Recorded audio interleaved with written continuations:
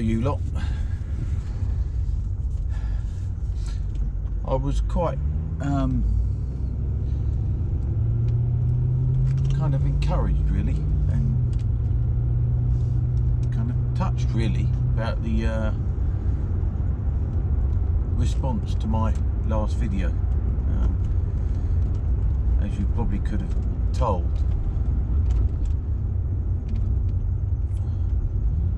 I was feeling pretty despondent at the big, after the announcement of the new lockdown. But you guys all cheered me up, and that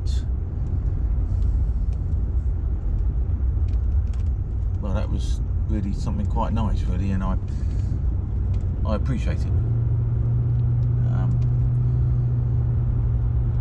And checking my Twitter feeds and my comments today, I was what would you say, reassured that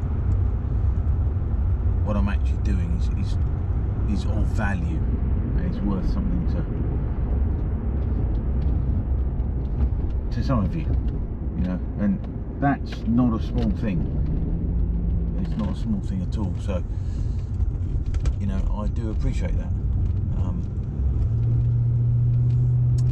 And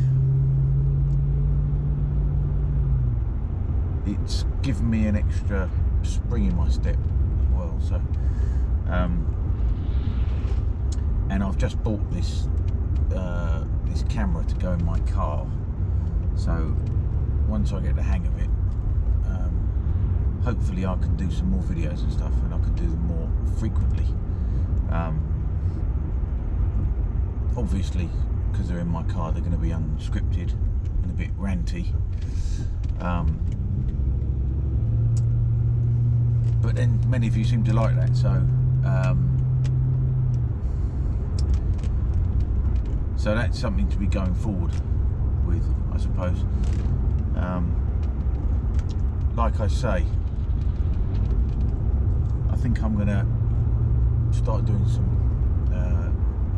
leafleting. I think the evidence, such as it was presented by the government's corrupt and compromised scientific advisors, has been roundly rubbished all over the internet this morning. So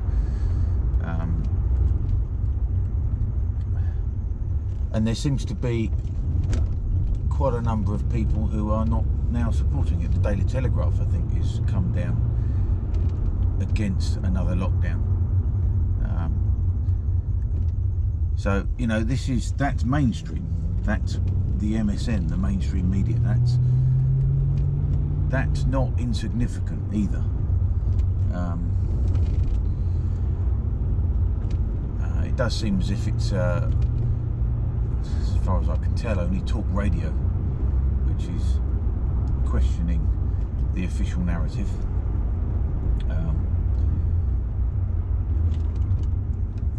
So this is not, it's not a small thing. It's significant, and that's something. There's something to be going on with.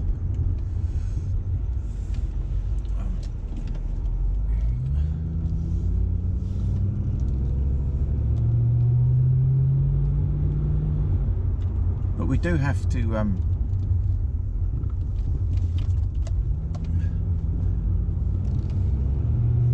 embark upon a sort of fairly relentless effort to change everybody else's minds.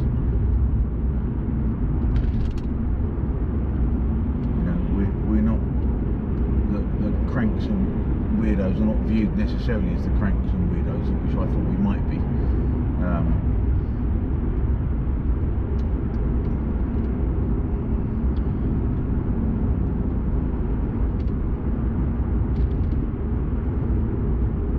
So there's cause for optimism, I would have said.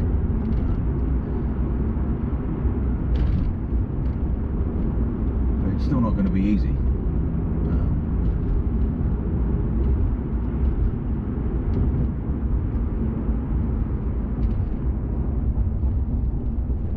the thing that gets me about all this is that people are taking for granted and have taken for granted what we've had.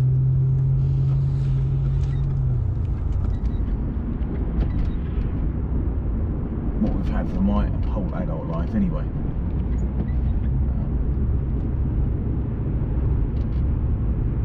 Now, I've been saying for some years now that we are particularly vulnerable to what I would call fascism, because we've never had it before. You know, places like Germany,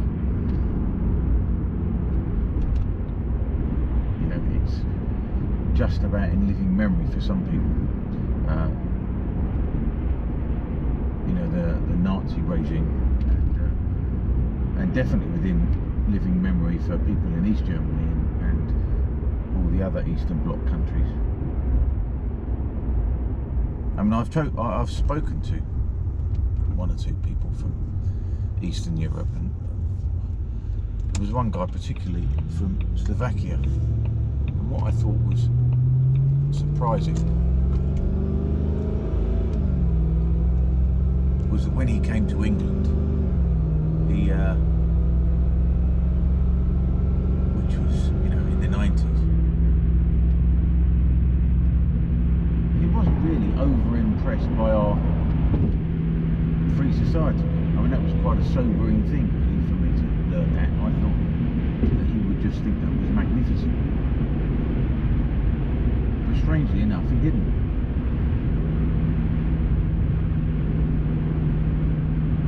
Maybe it's because he knew that we weren't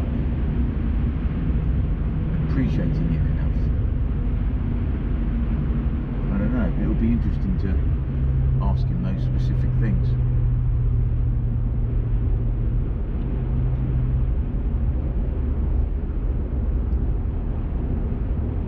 Because you'd think he would, wouldn't you? You'd think if you come from you know, effectively a one-party state. It's not that we haven't got a one-party state here now, actually. We've got two parties that are exactly the same.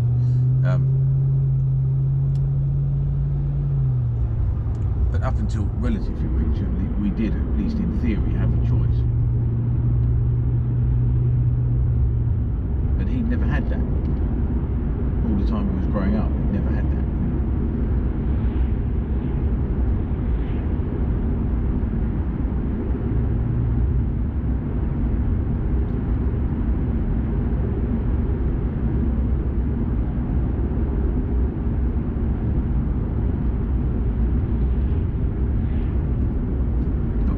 We do take it for granted. We have taken it for granted, and we often give up freedom for the most banal of reasons, mostly for convenience. I mean, that's why we put ourselves under surveillance. We're quite happy to place ourselves under surveillance via our telephones.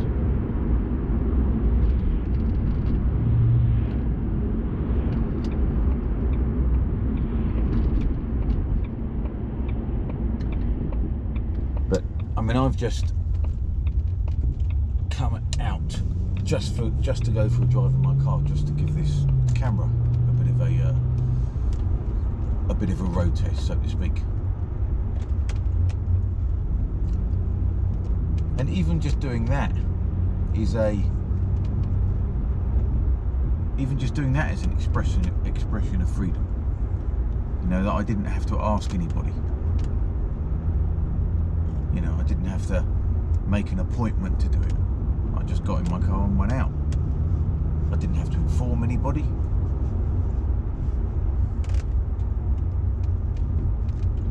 And people seem astonishingly willing to give that kind of thing up.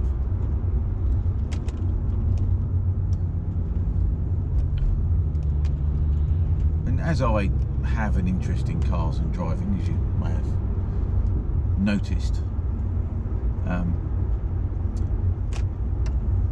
I read a book recently called Why We Drive by a guy called Matthew Crawford, and he was talking about the, what would you call it, maybe the philosophy of driving, the idea that we can drive ourselves, which is going to be increasingly under attack from the supposed inevitability of self-driving cars. And you know, most people seem to be being fed this inevitability. Well, that's what's going to happen, and it would just be ridiculous to think that you can drive yourself. You know, I mean, why would you want to drive yourself? Why would you want to drive yourself when you can just sit back and let the machine do it for you?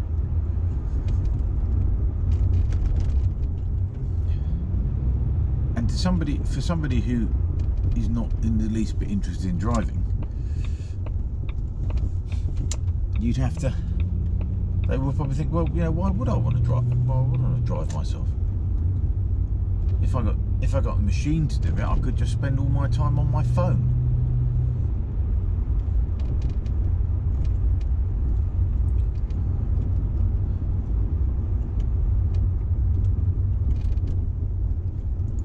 So just by doing this, yeah, the simple act of going for a drive is an expression of freedom. Yeah, I mean, cars do represent freedom, and I'm not stupid in realising that they don't always deliver. You know, when you're sitting in a traffic jam, a suburban traffic jam, it doesn't feel as if you're very free then. You know, and cars are definitely a victim of their own success. But my youngest has just recently passed her driving test, and I really tried to encourage her to do it, because the propaganda was getting to her. You know, it's too expensive, the insurance is, but I did push her into it, and I did, you know, I took her on a lot of driving lessons and really tried to make sure that she did, because when you really need a car and you haven't got one, it's a real pain in the arse. And this is what all this, because it is propaganda, telling people, well, you don't need one, you can go on a bus along with everyone else.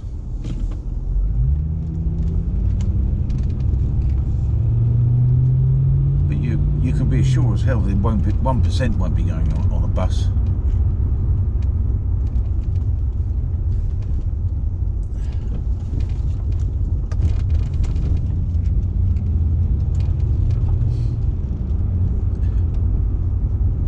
They'll be driving along, you know, on the open road, on all these empty roads, because all the rest of us have been forced onto the bus.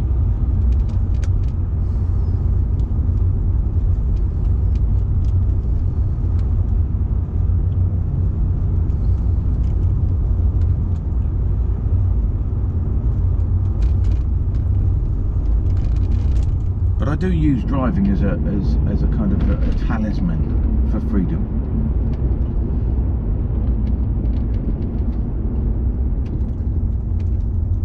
Most people don't, I know they don't, but for me it's inconceivable not to have a car, not to be able to drive to the other side of the country if I wanted to, on a whim. And that really is freedom, because I'm answerable to no one. It's not quite as free as it used to be because of all the monitoring, and in particular the automatic number plate recognition cameras, which will log and record my journey for future possible judgment by the authorities if ever required.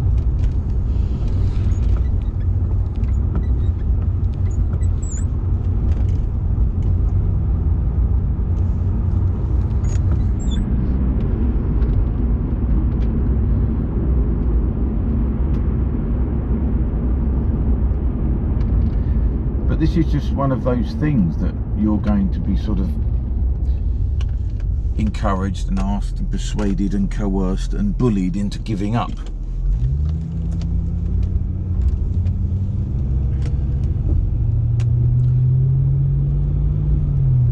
And made to feel that you're selfish for not doing so.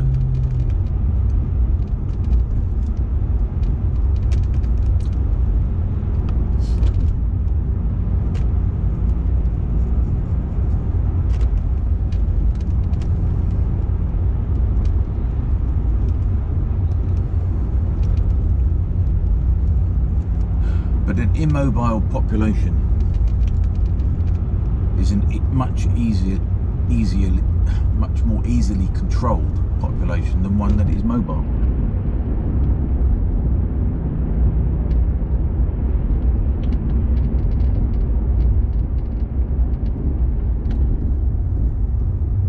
And if for that reason, if for nothing else, it's worth keeping your car.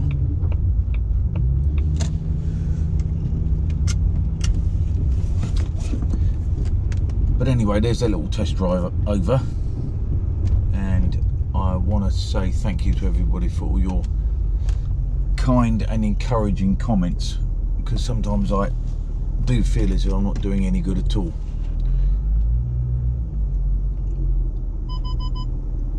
And you know, I pour a lot of blood, sweat and tears into this, and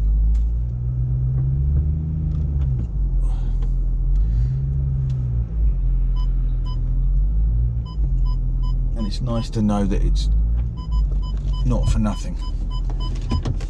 So thanks a lot. Now how do I turn it off?